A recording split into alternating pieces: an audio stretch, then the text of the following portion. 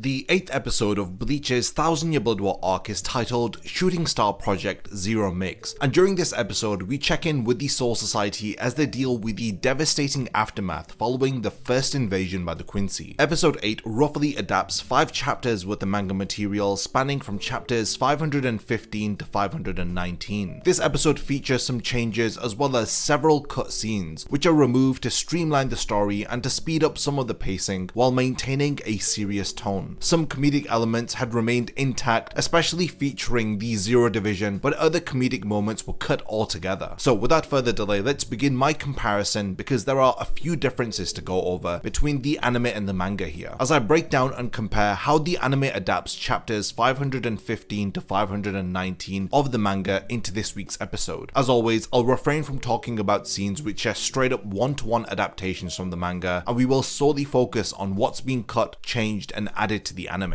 The episode begins by adapting the material from the start of chapter 515. Isane's discussion with Unohana has a small section from the start of their conversation cut, where in the manga Isane tells a captain that the wounded are finally being carried in, and that none of the wounded were brought in for treatment during the battle. Now this line is removed because this sentiment expressed by Isane is conveyed during their conversation, so it doesn't need to be spelled out for us at the start of their talk. After Isane apologizes, an internal monologue from her is cut. In the manga, she calls herself a fool as she realizes that more than anyone, Unohana had wanted to help those on the battlefield. This is another inconsequential cut since we don't need Isane to tell us this, because Unohana explains why she couldn't leave her barracks because of Yamamoto's final order, which she didn't want to disobey. After Shunsui is seen standing where Yamamoto's body was destroyed, we are then shown the title card along with the opening song. When Ichigo is taken to the critical wound treatment unit to see Rukia and Renji, the anime cuts a panel of exposition from the manga which reveals details about their treatment. We learned that spiritual pressure treatment wasn't enough for the two of them, and that they had needed reishi stitching in order to close up some of their severe wounds. Following this, Ichigo's interaction with Rukia is straight up one-to-one adapted from the manga, and so is the captain's meeting where Soifon gets put in her place. This now takes us to the end of chapter 515. The first page of chapter 516 is removed from the anime, where we vaguely see the Zero Division just prior to leaving the royal palace. When Ichigo is speaking to Mayuri about his broken Tensa Zangetsu, in the manga his broken blade is placed onto a table, while in the anime we see it submerged within a glass apparatus being examined. After Mayuri states that a broken Bankai can never be restored to its original state, roughly 5 pages of the manga are cut from the anime. Now the first few cut pages involve Mayuri giving the example of Komomura's Bankai as being the only one that has the power to heal, and this is because he has such a strong bond with his Zanbakudo. He also gives examples of how after the Bankai of Ikaku was damaged, it was only superficially repaired, and because of this it is now far weaker than it was before. A second example is given of Renji's Bankai, which was broken by Byakuya. He talks about how the blade joints that were destroyed by Byakuya have never healed, as he explains that the damage that was done was permanent. These examples really help to explain the severity of Ichigo's situation, and it's a shame that this was removed from the anime, and hopefully we can get some of these lines delivered by Mayuri instead delivered by Nimaya later on, as he gives examples to Ichigo after he arrives within his domain, hopefully in the anime. The other pages that were cut from the anime feature a muscular Kon goofing around, which are now condensed down to a single scene in the anime of Kon just running past Ichigo. Not much is lost here aside from Kon's muscular physique and the fan arts of him hanging around with Nemu. Now because they have removed all of this material, we just cut to Mayuri getting a call that the Zero Division are on their way. After the Tenshuren falls to the ground, a couple of manga panels are removed from the anime where Shunsui states that every member of Squad Zero is inside the Tenshuren. Ichigo then questions if all of them can fit inside that thing. The anime removes this brief piece of dialogue and instead streamlines the conversation to instead have Shunsui explain the Zero Division to Ichigo. The second half of the episode begins by adapting material from the start of chapter 517. The anime cuts another manga panel after Korinji tells Unohana that she won't be able to fully restore Renji, Rukia and Byakuya, as Korinji states that if he stays within the Serite he will die. Now this is removed from the anime and I'm assuming it's to avoid hinting at his death, and this is a similar removal to the scene of where Hashwad had told Yuhobak that Byakuya has died from episode 5 of the anime.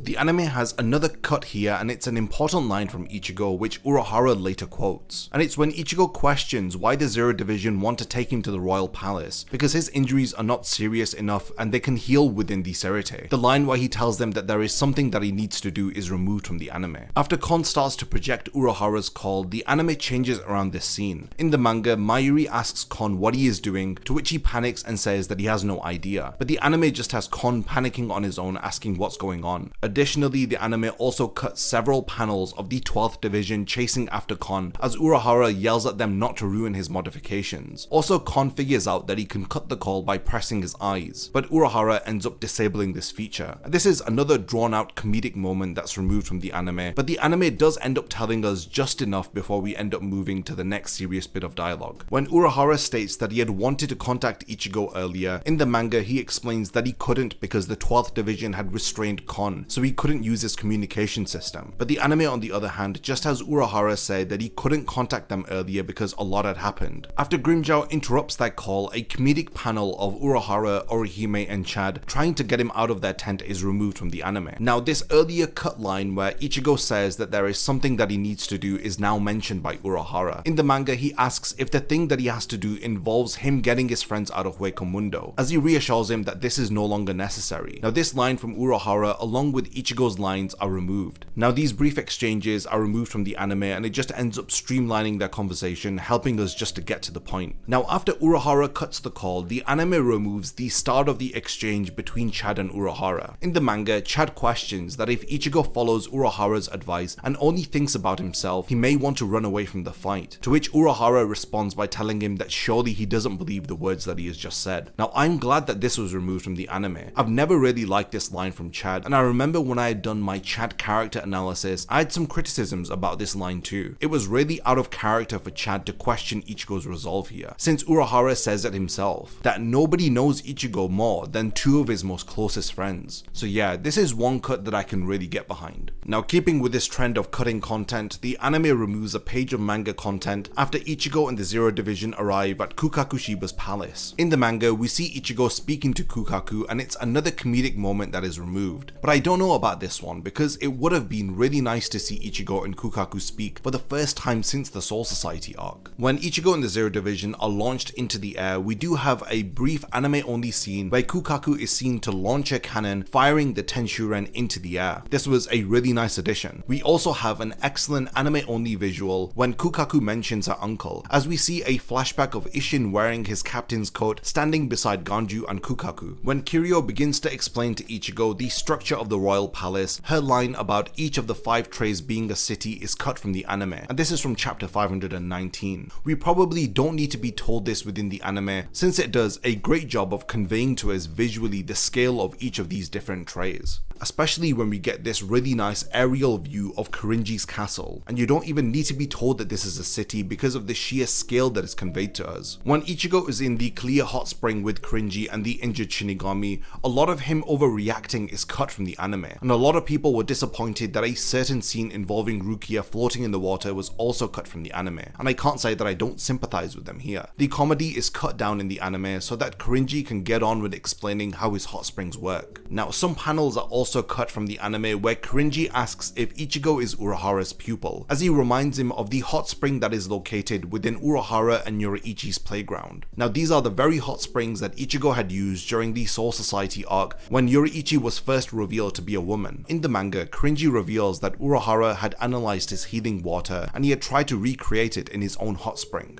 The episode wraps up with Ichigo being told that he only needs to bathe within Korinji's hot springs for one night in order to feel twice as better than normal. We then cut to the end credits, but the anime removes a comedic moment between Ichigo and Korinji here, where Ichigo drops a towel from his head as Korinji tells him to keep it on or the core of his spiritual pressure will be sucked out of his head and he will die. The post-credit scene, which adapts the last couple of pages of chapter 519, has a slight change within the anime, as we see Ichibei speaking to the Soul King instead of this vague mysterious Shinigami, which is what was shown within the manga. Now this brings us to the end of episode 8, which questionably has cut a lot of manga material, but hopefully some of it will be included later on, especially the lines of dialogue that were cut from Mayuri, where he gives examples of some broken bankai that have not been healed. I think that these lines may be given to Uetsu Nimaya, as he can relay this information to Ichigo and Renji after they arrive within his domain. So there were a lot of cuts in this episode, and a lot of the comedic moments were toned down, as 5 chapters of the manga were streamlined into this week's episode, and these were very dialogue heavy chapters. We were riding off of the highs of episodes 6 and 7, so understandably we could expect a change of pace with this week's episode. And of course, this isn't one of the strongest episodes that we have had thus far, but it serves its purpose and it does well to convey to us the key facts revealed between chapters 515 to 519. Next week's episode is titled The Drop,